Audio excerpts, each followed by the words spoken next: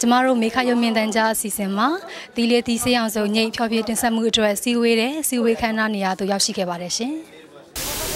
မင်္ဂလာတို့လူပညာရင်အားစုရဲ့တာဝန်ရှိသူတူဖြစ်တဲ့ကိုခင်မောင်ထိုက်နဲ့အခုလိုမျိုးတွေ့ဆုံမေးမြန်းခဲ့ပါတယ်ရှင်။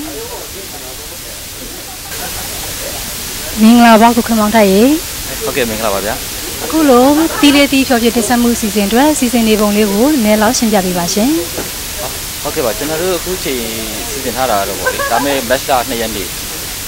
ဗာလေဗမာပြည်ရဆိုရင်တော့တောင်းတယ်ဓမ္မနေ့ဖြစ်မှာပေါ့လေအဲဒီတနင်္ဂနွေနေ့မှာကျွန်တော်တို့ EK ဖူဖူလို့မှာ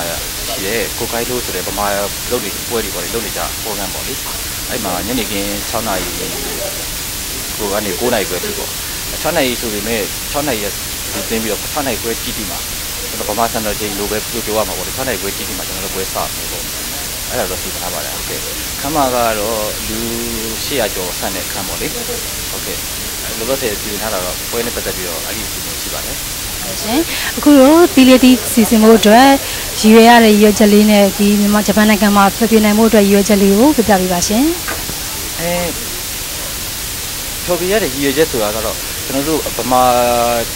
ဒီကာလူပညာအဖွဲ့ဆိုတော့ကျွန်တော်တို့ဟိုဒီမှာရှိနေတဲ့ဗမာတွေအားလုံးတဲ့ပျော်ပျော်ရွှင်ရွှင်နဲ့ပေါ့အရင်စိတ်ကဟိုလို့ပြောမယ်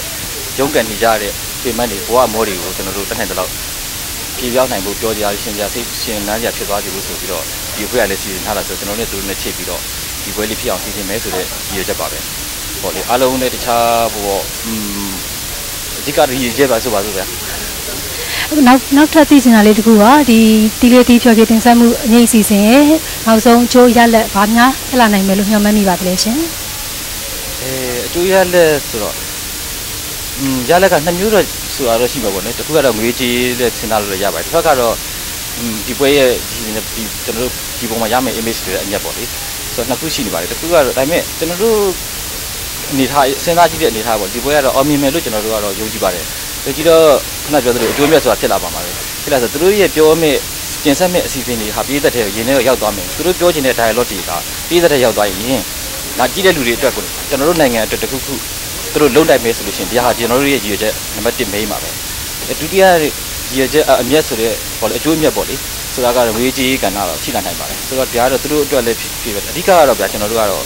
ဒီရတဲ့အကျိုးအမြတ်ပေါ်မှာပတ်သက်ပြီးတော့ကျွန်တော်တို့တစ်ခုခုအလှူဒန်းတစ်ခုခုလုပ်ဖို့စီစဉ်ထားပါတယ်ဆိုတော့ဒီဟာကလည်းပြောရလို့ရှိရင်တော့ခုနကကျွန်တော်တို့နိုင်ငံတက်ဆိုတဲ့ရည်ရွယ်ချက်မျိုးပဲဆိုတော့ဘယ်လိုကြောင့်မဖြစ်အဓိကအကျိုးအမြတ်ကတော့ကျွန်တော်နိုင်ငံအတွက်တစ်ခုခုအသေးပဲရှိတဲ့ပွဲလို့ကျွန်တော်တို့ယုံကြည်ပါတယ်